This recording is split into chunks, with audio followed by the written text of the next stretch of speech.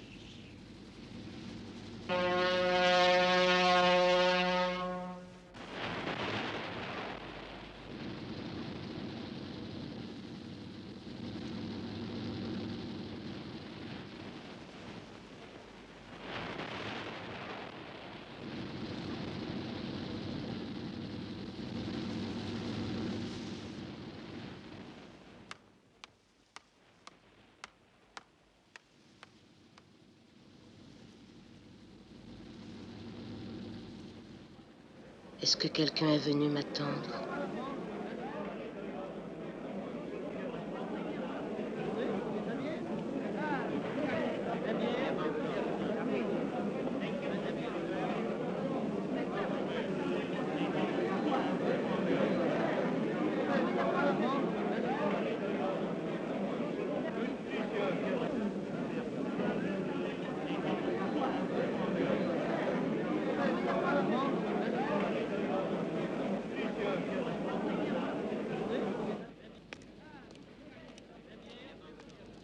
Arrivé?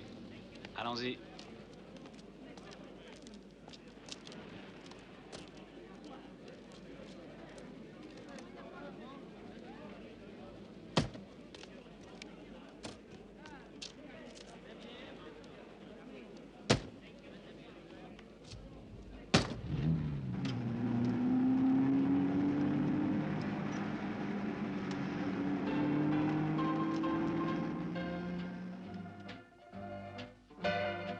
As-tu fait bon voyage?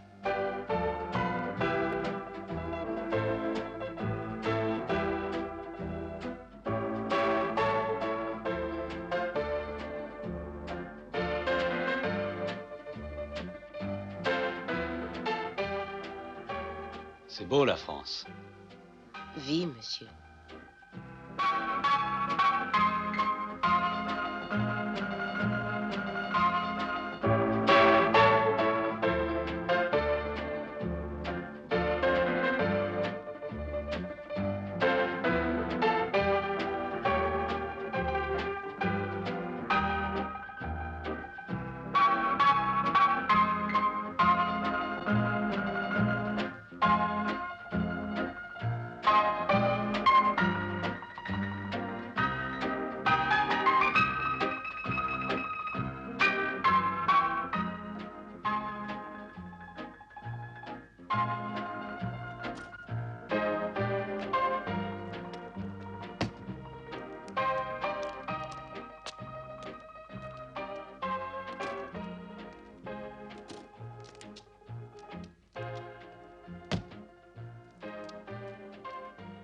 Enfin, nous voici arrivés.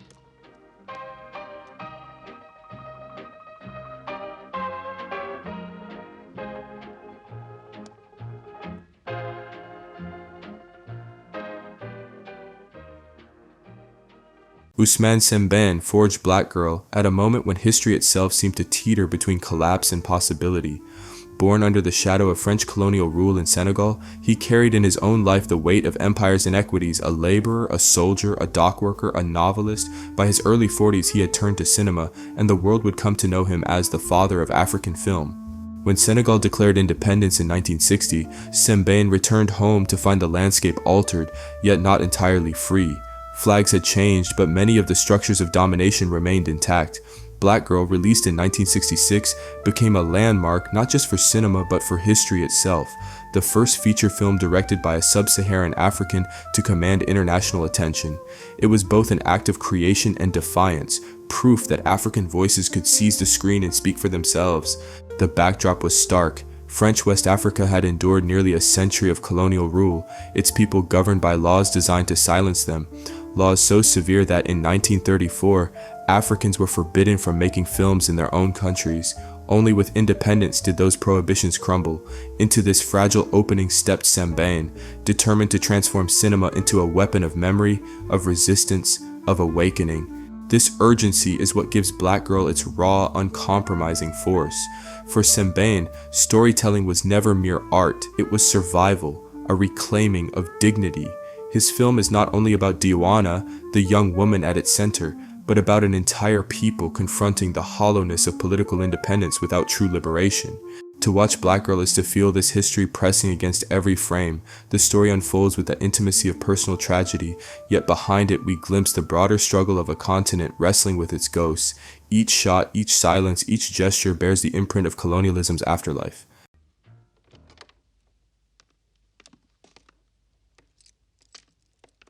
C'est vous? Bonjour, Diwana.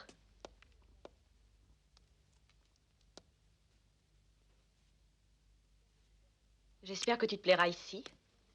Je vais te montrer ta chambre en attendant les enfants.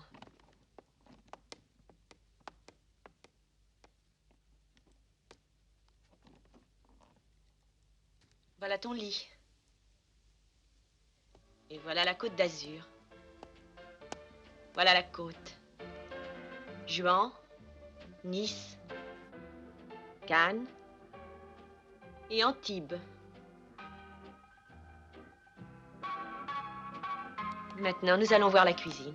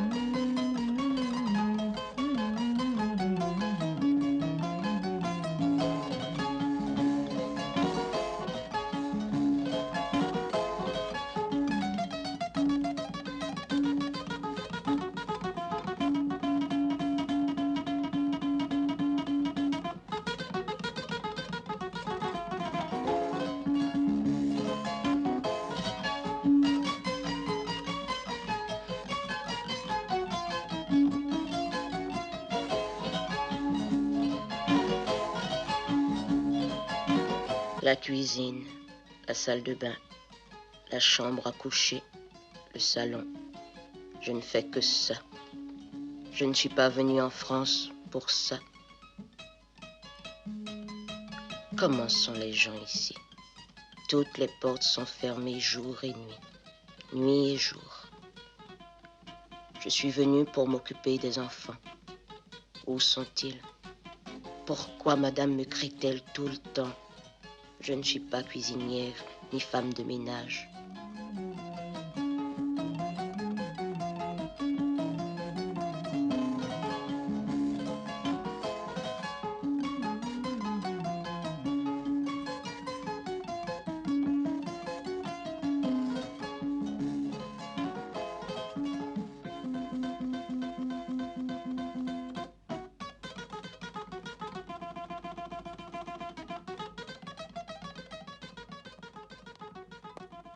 Duana, tu n'es pas à la noce.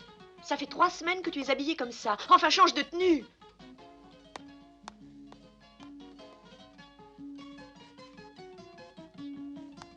Justement, j'avais acheté ce tablier pour toi. Voyons.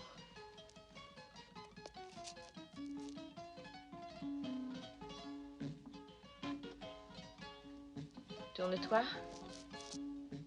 Nous avons du monde à déjeuner. Prépare-nous un bon riz au mafé.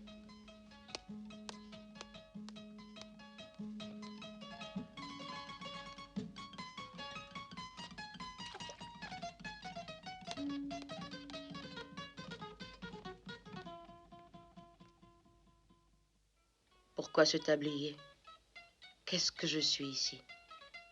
J'ai jamais été cuisinière. Pourquoi madame veut-elle manger du riz? À Dakar, jamais le cuisinier de madame n'a préparé du riz. Peut-être que le riz de Dakar n'est pas pareil que le riz d'ici. Je suis ici pour les enfants. Où sont les enfants? Pourquoi madame m'a-t-elle fait venir si les enfants ne sont pas avec elle?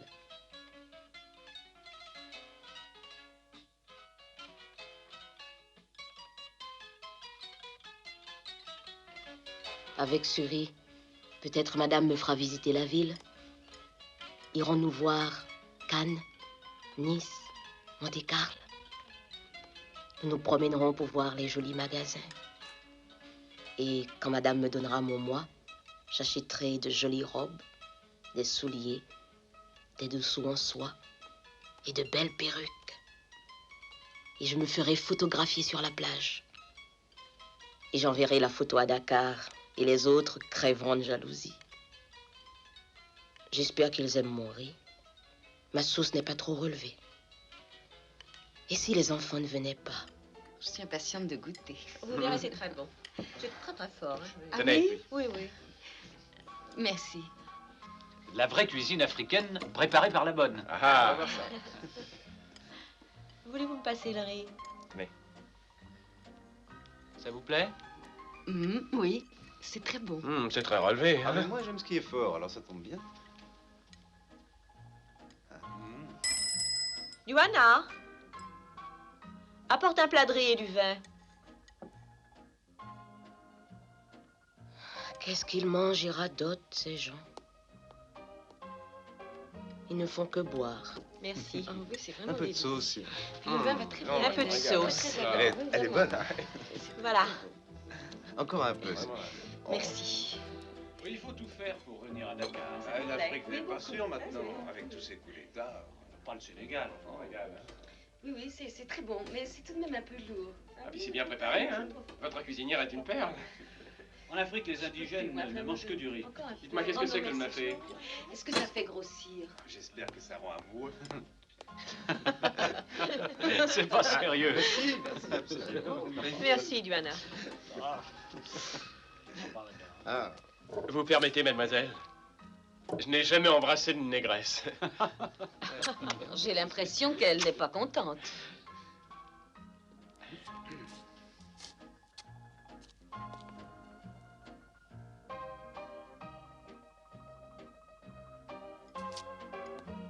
Oui, alors, depuis leur indépendance, les Noirs ont beaucoup perdu de leur naturel. C'était pour rire qu'il t'a embrassé. Ton riz était très bon, je suis contente de toi. Fais-nous un bon café.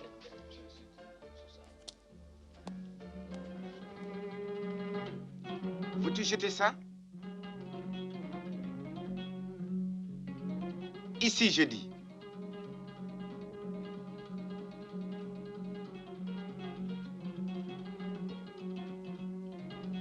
Johanna, où vas-tu? Chercher du travail. C'est ce matin-là que tout commença. C'était à Dakar.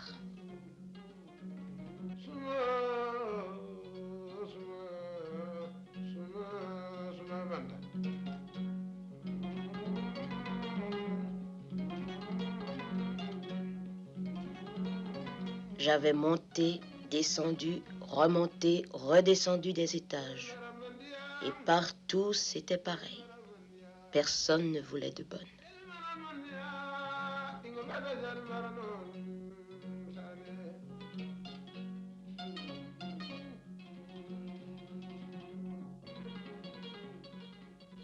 faut penser à l'avenir. Justement, l'avenir, je le vois loin. Tu exagères. Vous faites rire. On ne peut plus avoir ses opinions. Si, mais dans ce cas, c'est de l'opposition systématique. Que tu dis? Tu exagères comme toujours. Je parle moi dans ton intérêt. N'oublie pas que dans ta région... Quoi? Je suis élu par le peuple, non par le parti. Parle pas si fort. Pourquoi? Je dis non. Pense à ta famille, l'avenir de tes enfants. Il a raison, donne un peu de mou, de l'aise, quoi.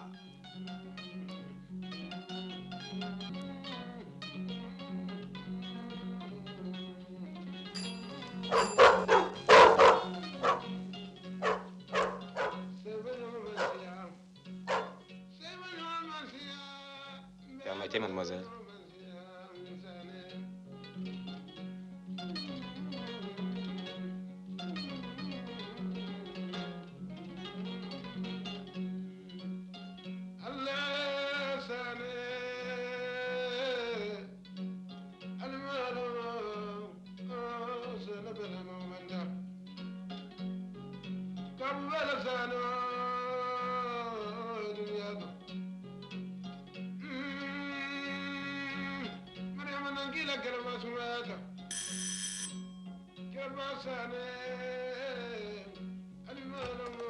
Ah non, je ne vais pas faire.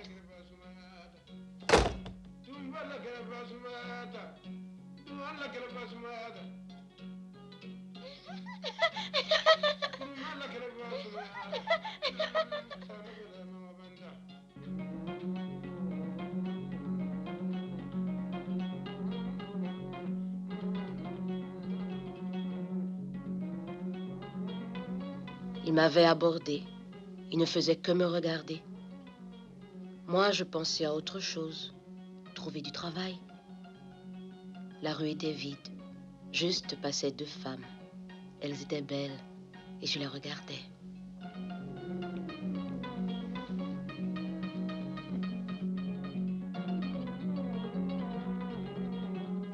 Mais lui, il ne faisait que parler. Il m'a parlé de la place des Bonnes, où peut-être je pourrais trouver du travail. Arrivé sur la place, il me quitta. Je promis de le revoir. Et, comme les autres filles, je pris place sur la pierre et attendis. Le soleil passa plusieurs fois sur nos têtes. Mais comme les autres, je venais tous les jours, matin et soir.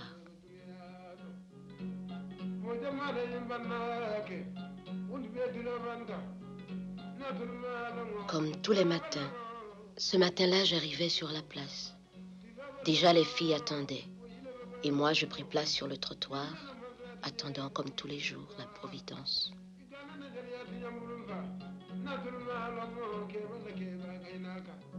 Elle était venue par derrière. Elle passa devant nous. Personne ne pouvait voir ses yeux. Elle nous regarda à tour de rôle. Nous avions compris qu'elle cherchait une bonne. Les filles se ruèrent vers elle. C'était à qui serait choisi. La dame reculait et écartait les bras qui voulaient se saisir des siens. J'allais me lever quand la dame est venue vers moi et m'a demandé si je voulais travailler. « Oui, madame. Tu sais garder les enfants? »« Oui, madame. »« Est-ce que tu as travaillé avec des blancs? »« Non, madame. » Quand même, elle m'a prise. J'étais contente. J'avais du travail. Quand le soir, je rentrais à la maison, j'étais toute contente.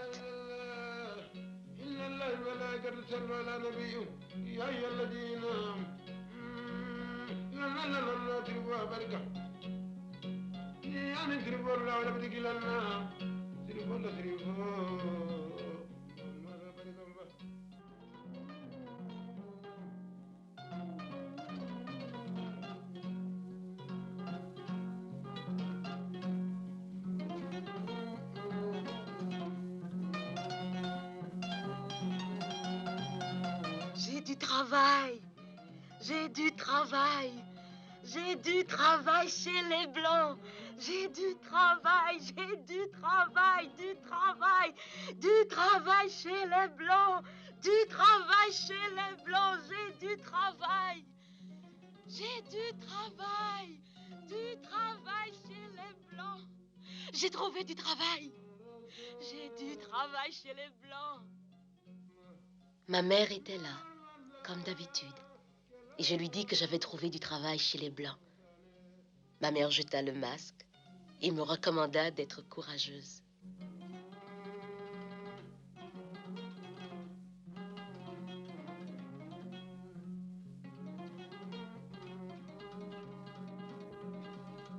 Tu me laisses le masque et à la fin du mois, je te donnerai 50 francs.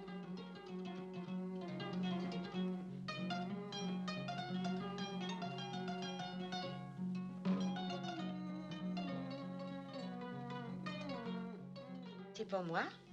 Oui, madame.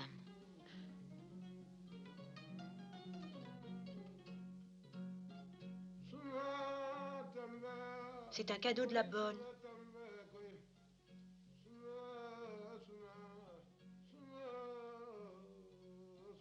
Il a l'air authentique, dis donc.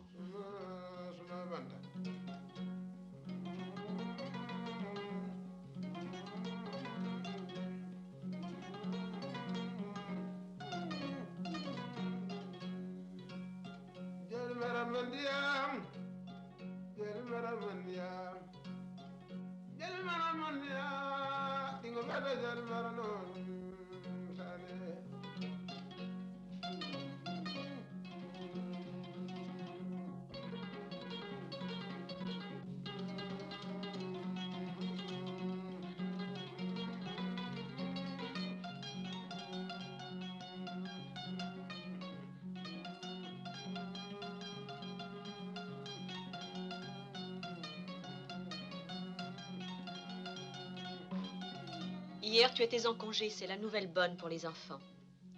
Explique-lui les règles de la maison. Qui casse quelque chose, le paie.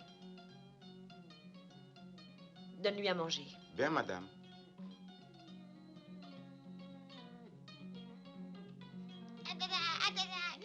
Johanna! Oui, madame. Attention, tombe pas. Je vais te présenter les enfants. Sophie, Damien et Philippe. Allez jouer dehors maintenant.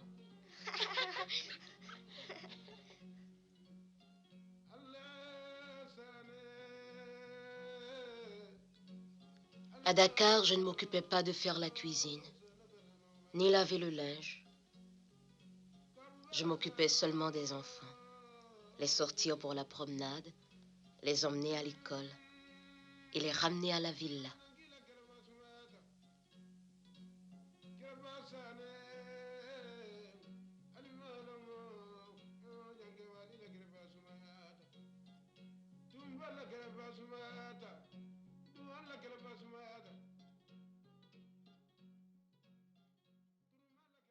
And so, as we follow Diwana's journey, we are also tracing the arc of Sembane's vision, a cinema born of defiance, meant to remind us that freedom is never simply declared, it must be lived, fought for, and told in one's own voice. Black Girl tells the story of a young woman from Dakar who sets out with hope burning in her chest. She accepts a position with a French couple, first meeting them beneath the Senegalese sun, where promises shimmer like gifts wrapped in kindness. They tell her she will care for their children. They hand her secondhand dresses as tokens of generosity. To Diwana, this seems the beginning of a brighter life, but once she crosses the sea, once she steps into the apartment in Antibes, the dream collapses. The role of caregiver becomes the role of servant. Her world shrinks to a few rooms in her own words. Kitchen, bathroom, bedroom, living room, that's all I ever see. This isn't what I came to France for. What was imagined as liberation becomes confinement. France is not the wide horizon she dreamed of, but a gilded cage. Her race, her silence, her labor mark her as disposable, and so the story follows her descent into solitude, into despair, as she asks the question that hangs over the film, is that living in France? At the heart of this story is an object, the African mask Diwana carries with her from Dakar. In Senegal, it appears amid music and laughter, alive with meaning. She offers it to her employers as a gift, a bridge between her heritage and their world. Yet in their hands, the mask becomes a trinket, stripped of spirit, displayed like a souvenir. As one critic has noted, the mask begins as Diwana's symbol of identity, only to be absorbed into the colonial household as decoration, but by the film's end the mask has transformed. After a struggle, Diwana reclaims it, and in the final haunting image, a Senegalese boy holds the mask before Monsieur. When he lowers it to reveal his own face, the gesture is more than personal, it is continental. It is as though the mask now carries the pain of a people, the unspoken grief of a history. A child confronts the legacy of empire, silent but unyielding. In Dakar, Diwana dances in color, her laughter filling the air, the Place de l'Indépendance bursting with sunlight. But when she arrives in Antibes, the film shifts into black and white, and the mood hardens. A raised bridge, a ship's gangway, the black and white stripes on the apartment floor, each becomes a visual reminder of separation. Even the simplest objects throb with meaning, the clash of coffee and milk, the polka dots of her dress hidden beneath the plain apron of servitude. The everyday world itself becomes a prison. The French living room, lined with books and trophies, feels sterile, hollow beside Diwana's memories of her Senegalese village. The garden patio is no garden at all, only a courtyard bound by walls. And the bathtub, perhaps the most devastating symbol, first scrubbed clean by Diwana's hands, becomes the place of her final rest. As one critic observes, it is as though she came to France only to prepare her own coffin. Madame's casual gesture of wiping away the traces of her death turns the tub into both grave and erasure. Through all of this, Diwana's voice echoes like a cry against silence. Is that living in France? She demands. What are the people here like? The doors are all shut day and night and day. These words, sharp and weary, expose the closed world that entombs her. What Sembène gives us is more than a story of one woman. It is a parable of post-colonial life. The open questions it leaves behind about identity, belonging, justice, refuse to resolve. They linger, insisting we confront the world that made Diwana's tragedy possible. And so the film closes, not with answers, but with symbols. A mask, a boy, a silence, each pointing toward a continent's unfinished struggle for freedom. Black Girl is a tapestry woven from the threads of neo-colonialism, alienation, racism, and gendered exploitation. Yet its power lies in how these vast themes are made flesh through the quiet suffering of one young woman. Diwana's ordeal makes visible what political speeches and treaties often conceal, that Senegal's independence was in many ways only symbolic, a paper freedom masking the continued grip of colonial power. In Antibes, she does not live as an immigrant seeking opportunity, but as a servant bound in invisible chains. At one dinner party, a guest sneers, "Their independence has made them less natural," a single line that reveals volumes. Africans are still expected to remain picturesque, voiceless, and subordinate, their humanity confined to the imagination of the colonizer. Racism in the film is not subtle but relentless. Diwana's employers and their friends never see her as equal, never as fully human. Madame hurls insults lazy and scolds her with the reminder, "We're not in Africa." At dinner, when a guest hears that Diwana understands instinctively, the reply is chilling, like an animal. These moments strip Diwana of speech, of dignity, of presence itself. Around her, the white characters exoticize and consume African identity like a collectible. A kiss on the cheek is novelty, a mask hung like decor, black skin treated as artifact. France becomes for Diwana not the radiant land of promise, but that black hole, swallowing her spirit, a devastating inversion of Europe's long colonial gaze on Africa as the so-called dark continent. C'est pas sûr. Au Sénégal. Eh oui, au Sénégal. Bah, tant qu'il y a Senghor, c'est sûr. Faut que je réfléchisse. Faut pas me forcer la main. C'est une occasion inespérée. Mais regarde, avec tous ces coups d'État, quand on a une famille... De loin, ça fait beaucoup plus d'effet que sur place. Vous voyez ce qui se passe au Congo? Oh oui, mais le Sénégal, ce n'est pas le Congo, et la vie est très agréable. Mais au bout de combien de temps revient-on en France? Tous les ans dans le corps de l'assistance technique. Et on ne risque rien. Une bonne part de votre salaire est virée en France. C'est quand même intéressant. On peut se loger facilement. Mais dans les accords, tout est assuré. Il n'y a aucune crainte. Voilà le café.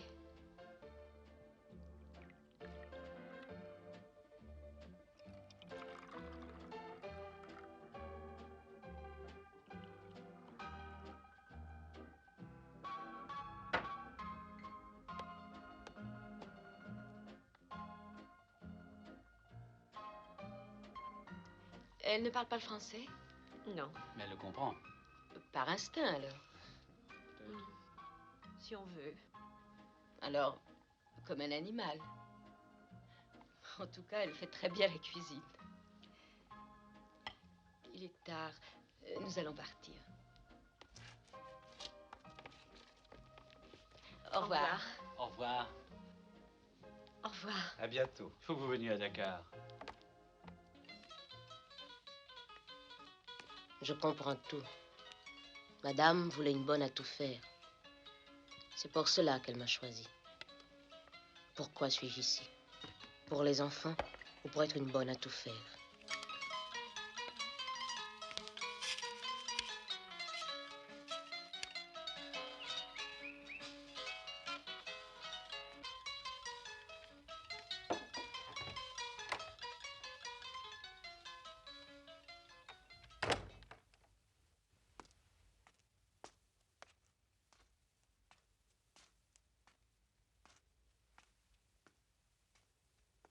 Tu n'as rien marqué chez Duana?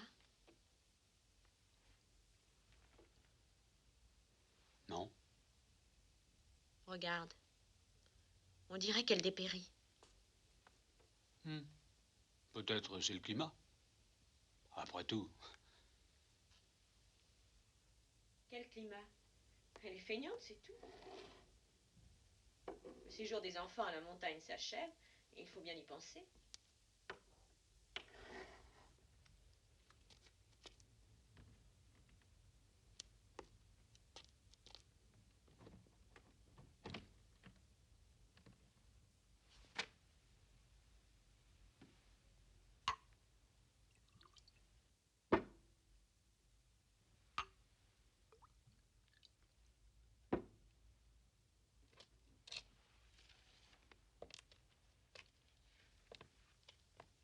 Bon, excuse-moi.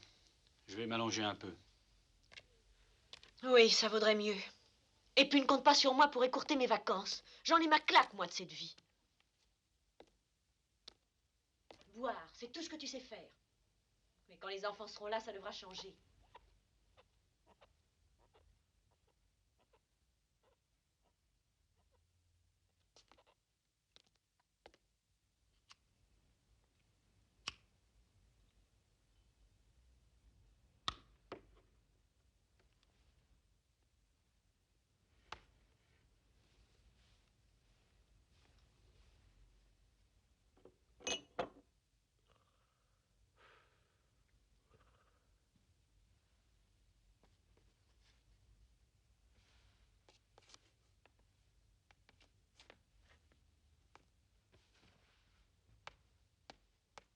Duana, je vais prendre l'air.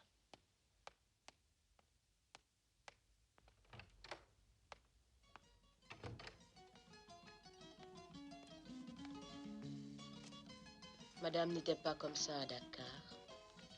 Monsieur non plus. Quand les enfants seront là, qui fera la cuisine et lavera le linge?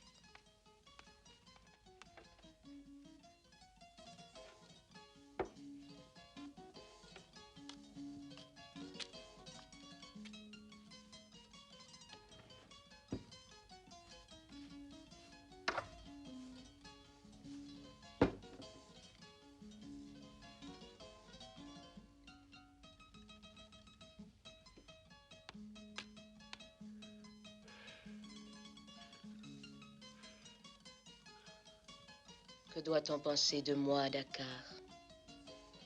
Duana est heureuse en France, que je vis bien.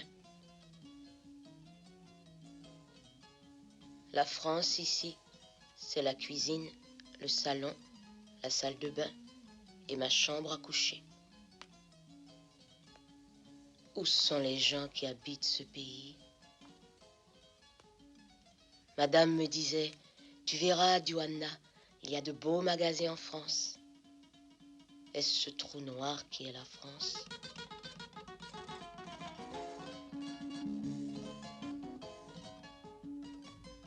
Qu'est-ce que je suis ici?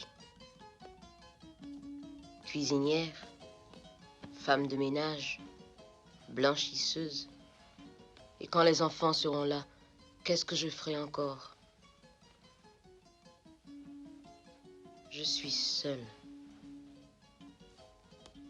Est-ce pour m'enfermer que madame voulait m'emmener ici?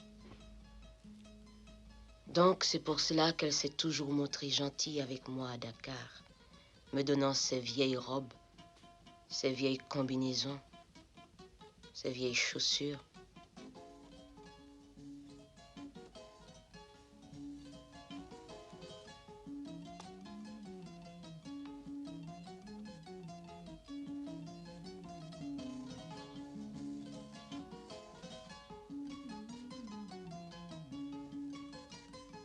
Ici, ma vie se passe entre ma chambre et la cuisine. Est-ce cela, vivre en France?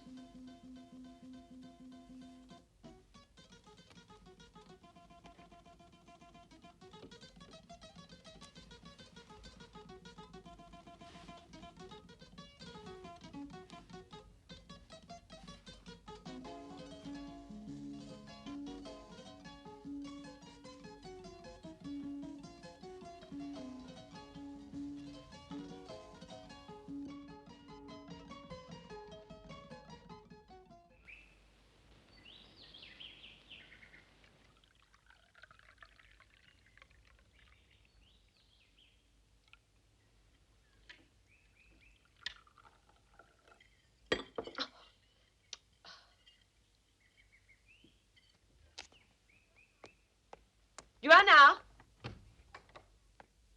Johanna! Johanna, réveille-toi. Mais lève-toi, feignante. Mais veux-tu te lever? Nous ne sommes pas en Afrique ici. Veux-tu te lever? Nous ne sommes pas en Afrique.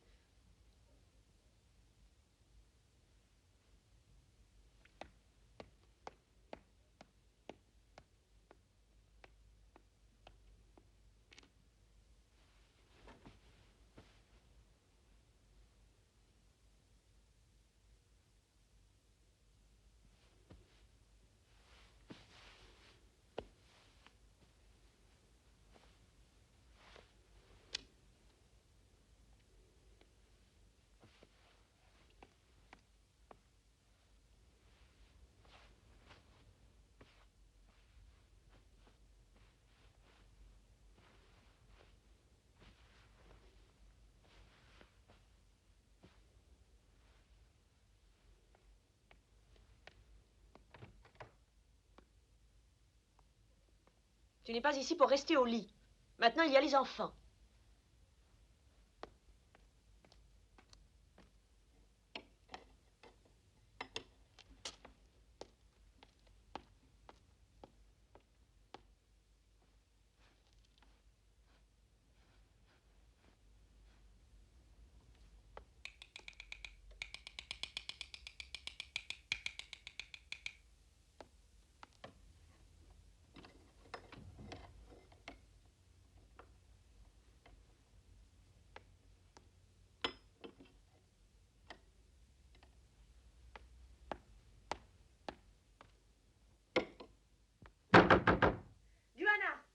Johanna, je te dis de sortir, tu entends?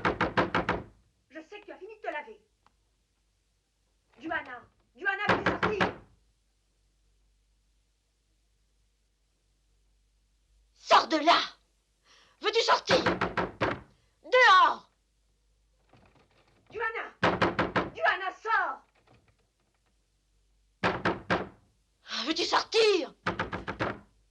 Sors de la salle de bain! C'est Johanna, elle refuse de sortir. Même le café, c'est moi qui l'ai préparé. Mais elle n'est plus bonne à rien. Johanna! Bientôt, ce sera moi la bonne ici.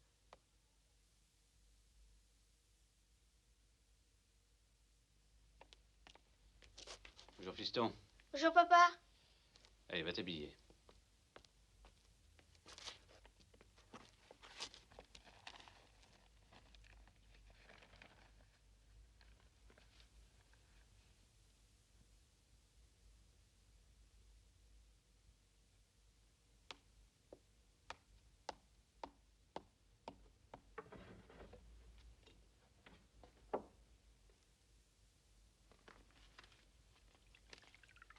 C'est...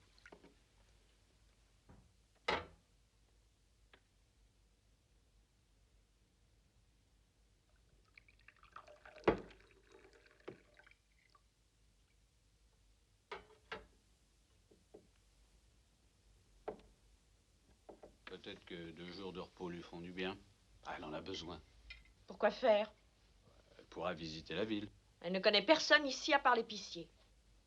Et je suis responsable d'elle.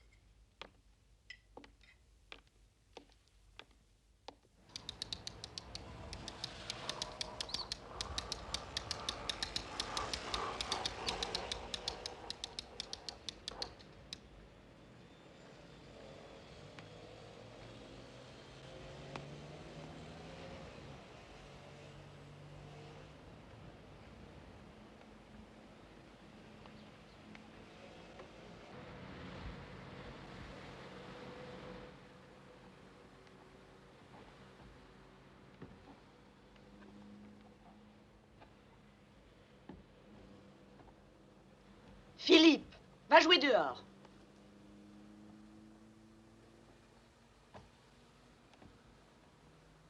Attention, ton ballon par la fenêtre.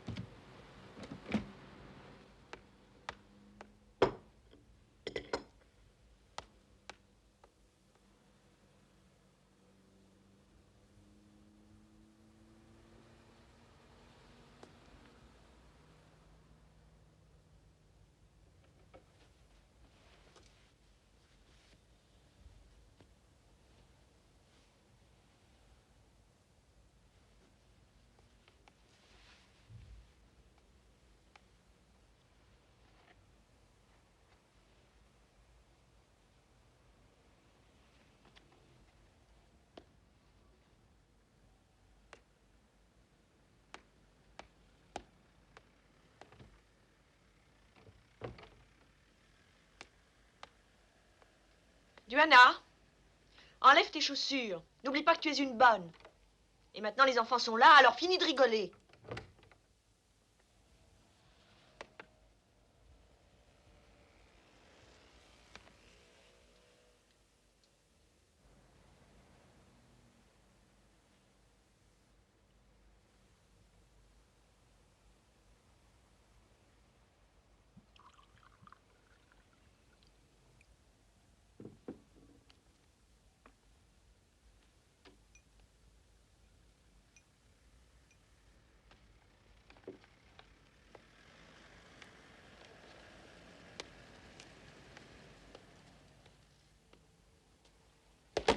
Duana, tu es malade? Non, madame. Qu'est-ce que tu as alors? Si tu ne travailles pas, tu ne mangeras pas. Si je ne mange pas, je ne garderai pas les enfants. The cruelties she endures also speak to the heavy weight of intersection. To be black and to be a woman in this world is to be doubly bound. Her oppressors are not only white, but led by a white woman, Madame, whose violence is the most cutting. She orders Duana into the apron, strikes her, and heaps humiliation upon her in small, unceasing acts. Monsieur, in contrast, drifts in passivity, his silence only tightening her chains, again and again. Yet in the end, her voice rises against this enforced obedience. In her final refusal, she declares no more yes, no more submission. This defiance, though arriving only in death, breaks the silence the film has pressed upon her. The image is unforgettable, her body in the white bathtub, her blood seeping into the water, her death itself becoming an indictment, a final act of truth against her oppressors. Black Girl dramatizes post-colonial alienation on scales both personal and political. It is not merely the story of a young woman's despair, but a parable of how colonial attitudes endure in private spaces, in households, in gestures and silences. Neo-colonial exploitation does not simply chain nations, it corrodes individual spirits, turns hope to despair, love of life to exhaustion. In Diana's tragedy, we see the paradox of independence, the body freed, yet the soul still bound. But the film does not answer every question. It leaves us in confrontation with absence, forcing us to ask, how have critics, scholars, and thinkers read these wounds? What deeper truths lie behind this tale of one woman whose silence became a continent's cry? Scholars have long read Black Girl as more than a film. It is a meditation, a lament, a mirror to colonial history. Its meaning resonates with the words of thinkers like Frantz Fanon, W.E.B. Du Bois, and others who tried to chart the psychic cost of empire. Fanon's vision of decolonization, for instance, echoes through every stage of Diana's journey. In The Wretched of the Earth, Frantz Fanon writes of the colonized subject who first embraces the colonizer's values, turning against their own culture, before passing through a crucible of crisis that demands reclamation of self, often in violent rupture. Sembène threads this arc into Diana's life. At first she is blindly eager, smiling as she dances on Senegal's independence monument, believing France to be her promised horizon. Yet once across the sea, her dream curdles. The Parisian apartment becomes her prison, her memories of Senegal surface as fragments, a mask in her hands, a life she cannot quite return to. This is Fanon's second stage, the anguished longing for one's own culture, for the self that colonialism taught her to suppress. Finally, in the film's devastating climax, she seizes a final act of rebellion. In refusing to live as a servant, she refuses to be used at all. Her suicide, critics note, becomes less surrender than resistance, an act that leaves her oppressors with literal blood on their hands. Through Diana, Sembène makes the painful passage from assimilation to revolt. Du Bois' double consciousness also lingers between the lines, even if Sembène never names him. Diana carries two identities, the proud daughter of Senegal, full of expectation, and the silenced maid in France who sees herself through the cruel gaze of her employers. Her life becomes a performance beneath a veil, her thoughts rich in French and memory, her voice stolen, her identity fractured. Black Girl anticipates the language of intersectionality before it was coined. Diana's subjugation is racial, yes, but also profoundly gendered and economic. As a black woman relegated to domestic labor, she embodies centuries of exploitation, her body folded into the long history of servitude that empire demanded. Critics note how Sembène stages even the smallest details to strip her of dignity, the forced apron, the endless commands, the little prison of the apartment, and always, the mask watches fetishized by the French as exotic art, yet also standing as silent witness to her suffering. Il y a des nouvelles de Dakar. Tiens.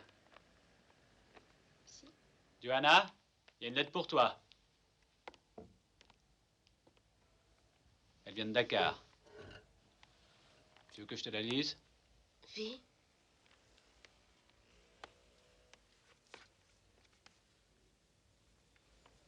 C'est une lettre de ta mère.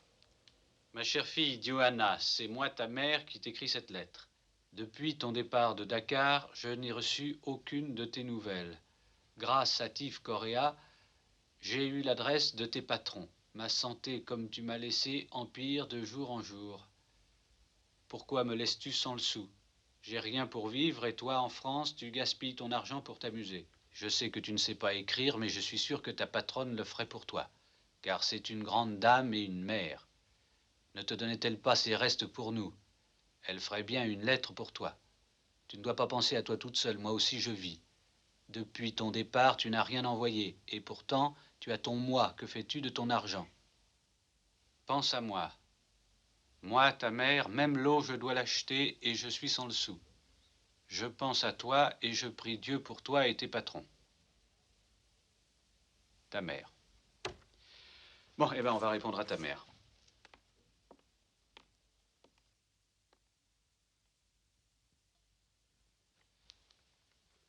Nous allons répondre. J'espère que ça lui fera du bien. Chère maman, j'ai bien reçu ta lettre. Ouais, et après, qu'est-ce que tu veux lui dire? Mais dis ce que tu veux, Johanna. Bon, je continue. Si tu n'es pas d'accord, tu m'arrêtes.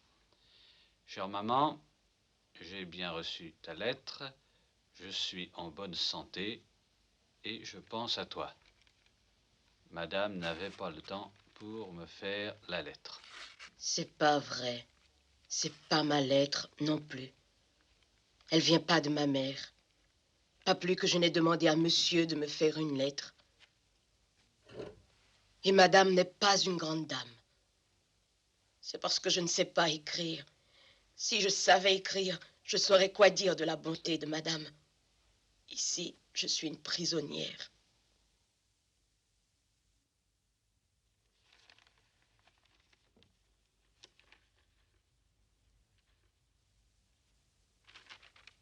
Elle est folle.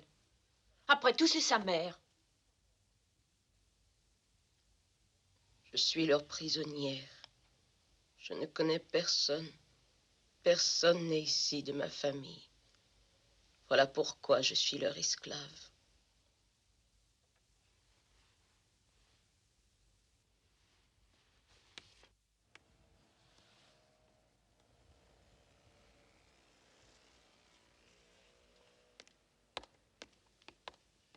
Philippe, va t'amuser avec Johanna.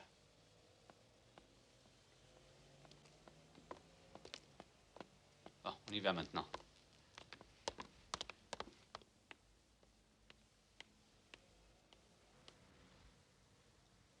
Douana, on va s'amuser. Papa et maman sont sortis.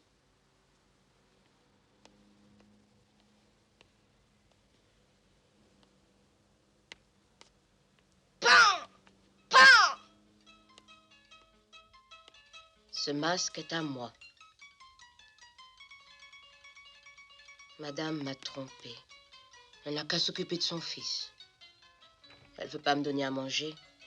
Elle s'occupera seule de son enfant. Je peux entrer? Diwana, quand mon frère et ma sœur reviendront-ils?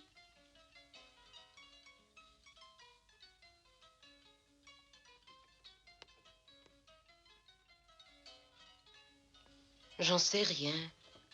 J'ai pas mangé. Je ne travaille pas. Je ne suis pas l'objet de madame. Ah, il se bagarre encore là-haut. C'est ça la vie en France. Pourquoi je voulais venir en France? Madame m'avait donné une robe et une valise la veille.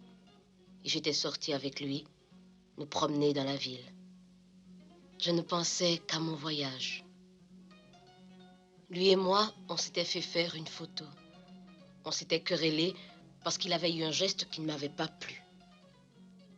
Sur ce, j'étais partie fâchée. Je ne pensais qu'à mon voyage, aller en France, voir la France.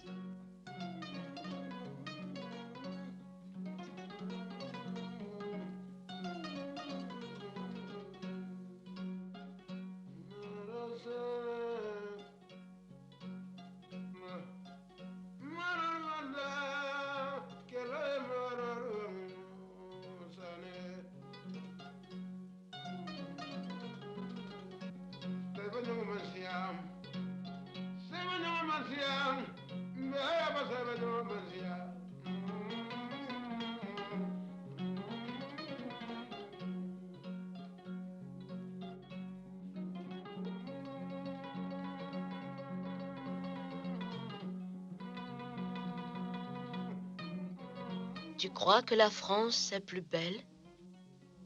J'en sais rien, moi. J'ai jamais visité la France.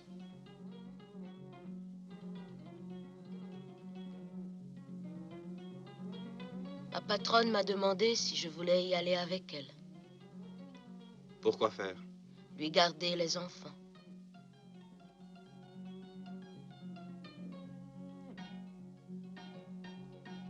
Il est en colère.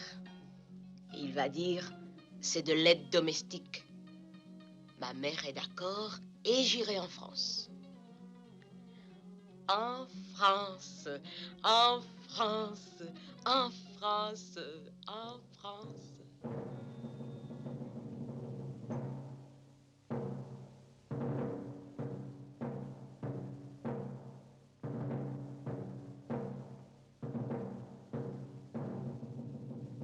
Descends, descends, voyons! Descends, c'est un sacrilège! Veux-tu descendre? Ne reste pas là-haut! Descends, descends! Mais tu m'entends? Mais descends de là! Mais cours, cours! Descends!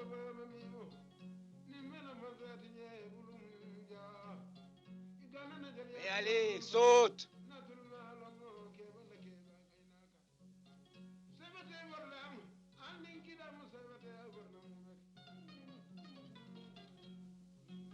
Allez, viens, je t'emmène en France.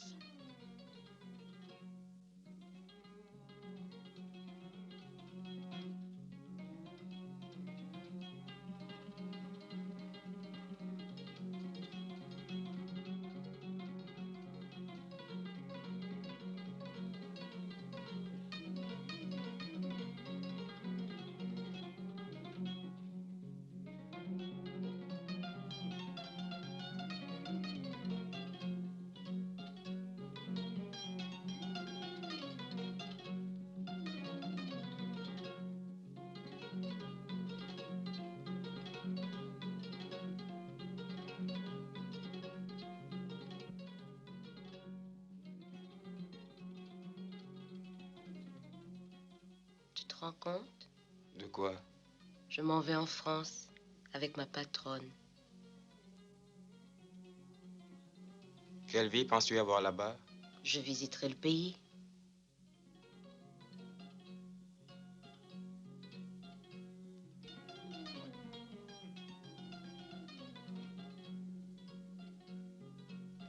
Pourquoi boude-t-il? Je suis chez lui. Que veut-il de plus?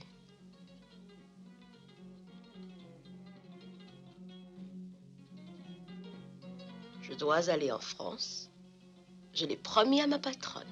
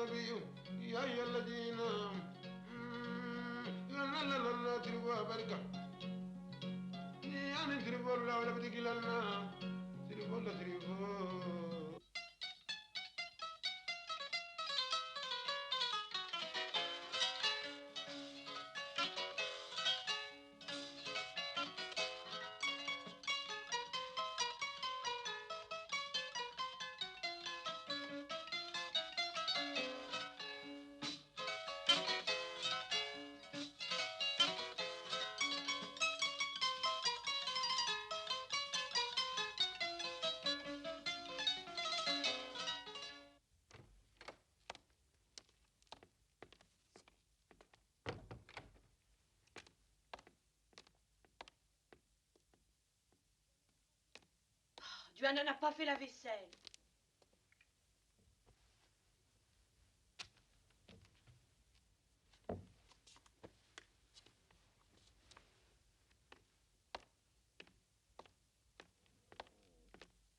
Mais enfin, où peut-elle être? Oh, j'en sais rien.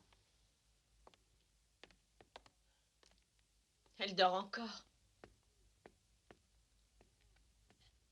Debout!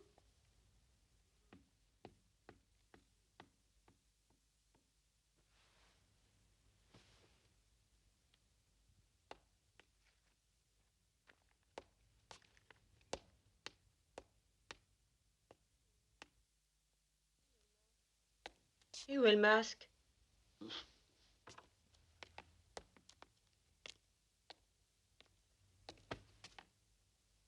Tu es malade? Non. Tu veux quoi? Tu veux ton argent? Et voilà 20 000 francs. 10 000 CFA. 10.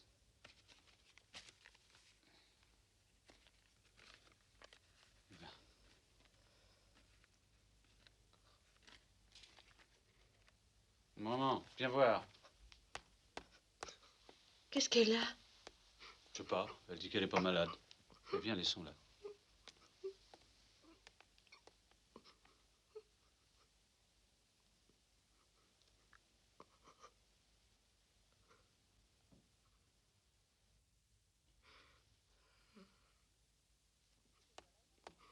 Tiens, mais voilà le masque.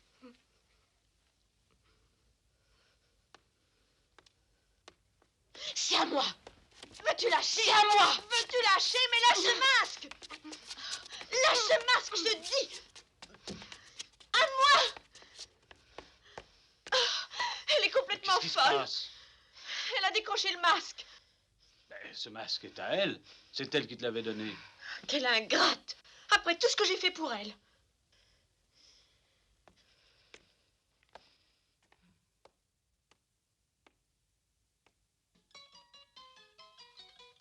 Ce masque est à moi. Je l'avais payé 50 francs. Plus jamais madame me dira quelque chose. Jamais plus madame me dira Joanna fait du café. Jamais plus Joanna prépare-nous du riz. Jamais plus Joanna enlève tes chaussures. Jamais plus Joanna lave la chemise de monsieur. Jamais plus Joanna, tu es une fainéante. Jamais je ne serai esclave. J'étais pas venue en France pour le tablier et l'argent.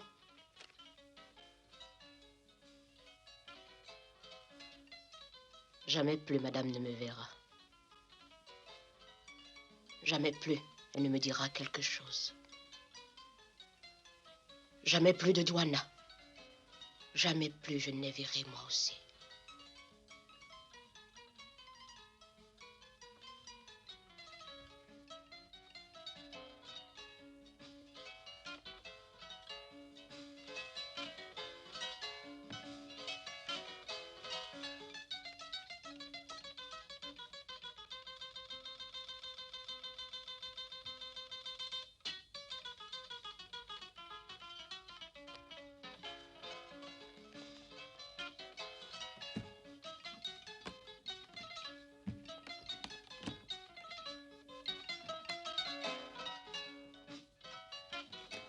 Madame a menti. Elle m'a toujours menti. Elle ne me mentira plus. Jamais plus elle ne me mentira. Elle voulait me garder ici comme une esclave. The film's form speaks as powerfully as its story. Critics situate Black Girl within the lineage of Italian neorealism, its pared-down images, its patient camera, but Sembène sharpens realism into something more piercing, what one scholar calls a sharper bite. In black and white frames, we see not only Diwanna's personal despair, but an allegory of black personhood and white guilt. Even the ocean crossing, lingering in memory, recalls the middle passage, another reminder that history's wounds echo into the present. Through these layered readings, we come to see Black Girl as a chorus of ideas. Fanon's demand for rupture, Du Bois' divided self, cultural theory's analysis of objects as carriers of memory and power. Each deepens Diwanna's tragedy, revealing it as both profoundly intimate and unavoidably political. And yet the film does not close with neat answers. Instead, it leaves us suspended in its questions. How did this story resonate with audiences of its time? How has its legacy shaped cinema since? These are the echoes we must follow in the next chapter of its story.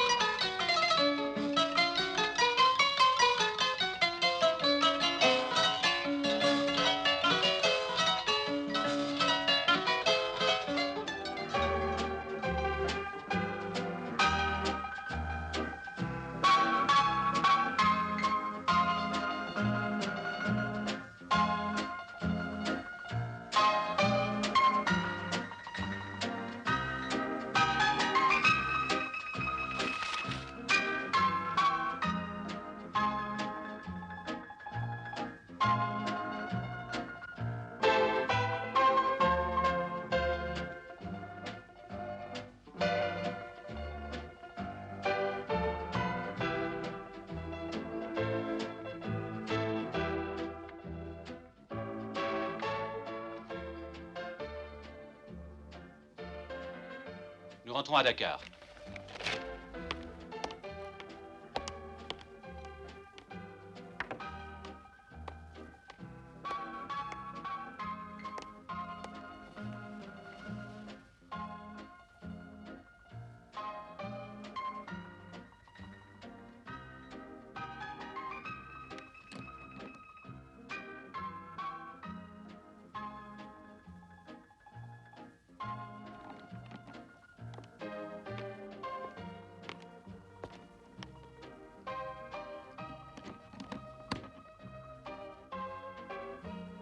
y a encore sa robe de chambre.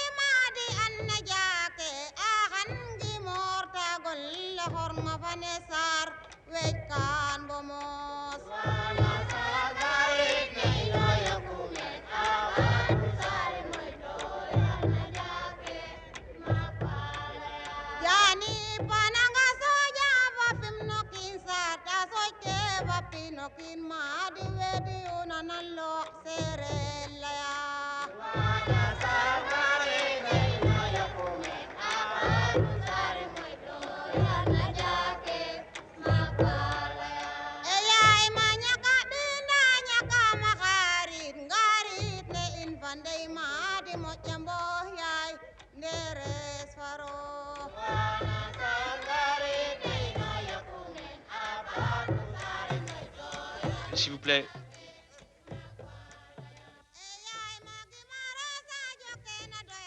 Suivez-moi.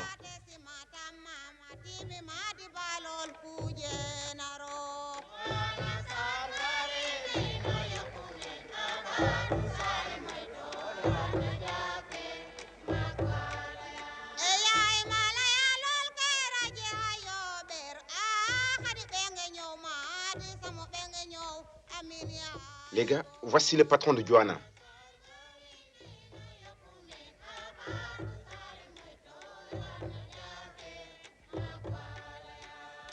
Venez avec moi. C'est par ici.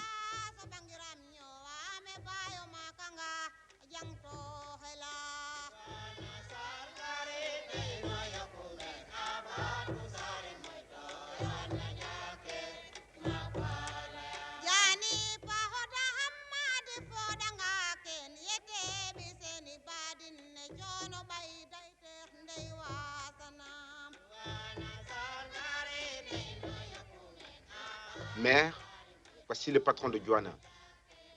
Monsieur, voici la mère de Johanna. C'est pour vous. Tenez. Tenez.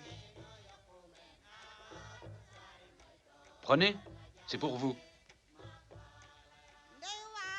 Prenez. Elle ne veut pas. Gardez votre argent.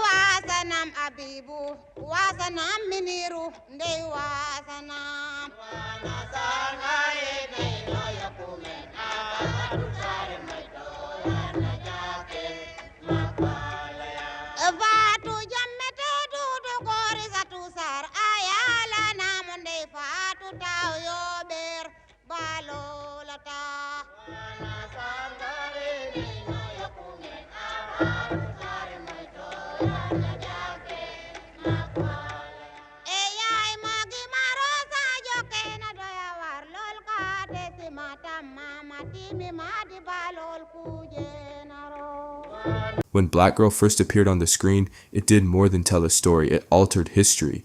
It stood among the first films by an African filmmaker to break through the silence of global cinema, forcing the world to turn its gaze toward Dakar, toward Senegal, toward Africa. In France, it was honored with the Prix Jean Vigo in 1966, a recognition of its originality and unflinching voice.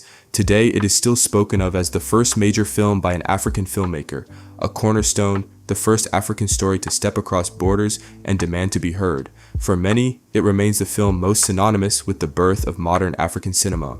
Ousmane Sembène's achievement was not merely artistic, it was revolutionary. Black Girl cracked open doors for generations of African storytellers, proving that the languages, rhythms, and lives of Senegal could echo across oceans. From its impact grew an entire cinematic tradition, directors who filmed in Wolof and other African tongues, who dared to speak of colonial scars and local truths. Its form, simple, clear, direct, became a blueprint for socially engaged cinema. Art stripped of excess, yet heavy with meaning. Festivals and retrospectives continue to celebrate it as a film that put African cinema on the map, restored and projected beside the neo-realist classics of Europe, yet speaking with its own unmistakable voice. The legacy of Black Girl also flows into Sembène's later work. From Sala to Moulade, he never stopped speaking for the voiceless, and over time, his name came to rest beside Kurosawa, Fellini, De Sica, and other global masters. To call him the father of African cinema is not simply to honor one man, but to acknowledge the revolution he began. The day an African story filmed by African hands demanded its place in the world. And yet, Black Girl is not only history, it is a mirror still held up to us. The carved mask, the cramped apartment, the silence of Douana in the bathtub, these images refuse to fade. They are taught in classrooms on post-colonial thought, invoked by scholars and critics, and echoed even in later films like Get Out, where the trap of racial exploitation finds new forms. Online essays and documentaries continue to circle back to its haunting symbols, proof that Douana's struggle still lives, still unsettles, still speaks. In the end, Black Girl did not just record a moment, it created one. It declared in no uncertain terms that African filmmakers would no longer be spoken for. They would speak. Douana's plaintive question, "Is this what it means to live in France?" and the silent gesture of the mask carried home in the final scene remain open wounds, asking us to reflect, to remember, to act. Decades later, the film endures as both testimony and prophecy, cinema sharpened into resistance made to awaken the world.